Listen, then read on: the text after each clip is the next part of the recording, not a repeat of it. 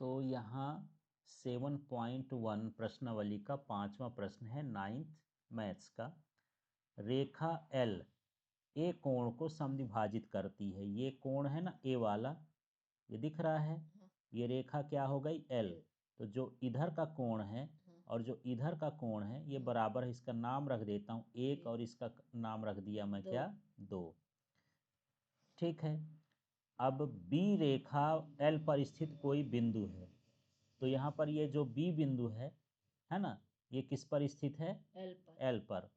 BP और BQ कोण ए की भुजाओं पर बी से डाले गए लंब हैं।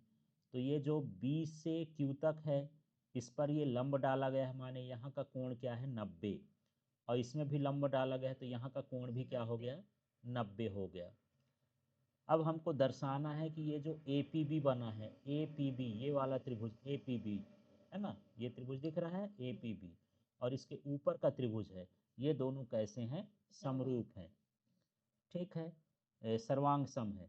और हमको ये सिद्ध करना है कि दोनों ये जो है BP और BQ ये दोनों कैसे हैं बराबर हैं।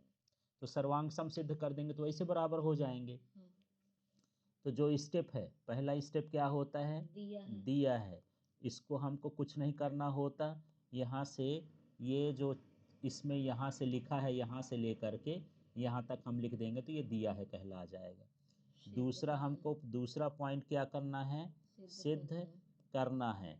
तो सिद्ध करना में ये जो दोनों लिखा है ये हमको लिख देना है। अब यहाँ पर जो त्रिभुज लेंगे जो इसमें दिया है तो क्या है ये त्रिभुज, हाँ यहाँ पर लिखेंगे क्या उपपत्ति। क्या लिखेंगे उपपत्ति। उपपत्ति लिखने के बाद दोनों त्रिभुज ले लेंगे। तो त्रिभुज क्या है APB, और दूसरा त्रिभुज देख लेते हैं त्रिभुज AQB। ये दोनों त्रिभुज लिख दिए और लगा दिए। अब इसमें देखेंगे क्या क्या बराबर हैं, है ना। तो सबसे पहले तो जो कोण P है और जो कोण Q है दोनों कितने के हैं 90 के, है ना। तो कोण P बराबर कोण Q बराबर ये कितने के हैं 90, क्योंकि उसमें लिखा है कि ये लंबवत है। फिर ये जो कोण 1 है और कोण 2 है वो भी बराबर है। कोण 1 बराबर कोण 2 नाम दे दिए, नहीं तो QAP लिख सकते हो BAP भी लिख सकते हो। ये क्यों बराबर हैं, ये दिया है ये, है ना दे है। फिर ये जो भुजा है AB वाली ये दोनों में है, तो AB बराबर AB। हाँ, तो यहाँ पर हो जाएगा AB बराबर क्या हो गया AB। ठीक है, ये क्या हो गया उभय निष्ठ हो गया। ठीक है, जब ये सारी चीजें हैं तो ये दोनों त्रिभुज क्या होंगे समरूप। तो त्रिभुज APB और ये दोनों सर्वांग सम है, समरूप नहीं क्या सर्वांग सम। त्रिभुज AQB और ये B किस नियम से हैं, तो दो कोण बराबर हैं और एक भुजा, तो AAS है ना। यहाँ पर क्या लिख देंगे सर्वांग समता, है ना सर्वांग समता। इस तरह से ये दोनों क्या हो गए सर्वांग सम हो गए। तो ये जो हम कर लिए पहला का है ना, ये किसके लिए है पहला वाला।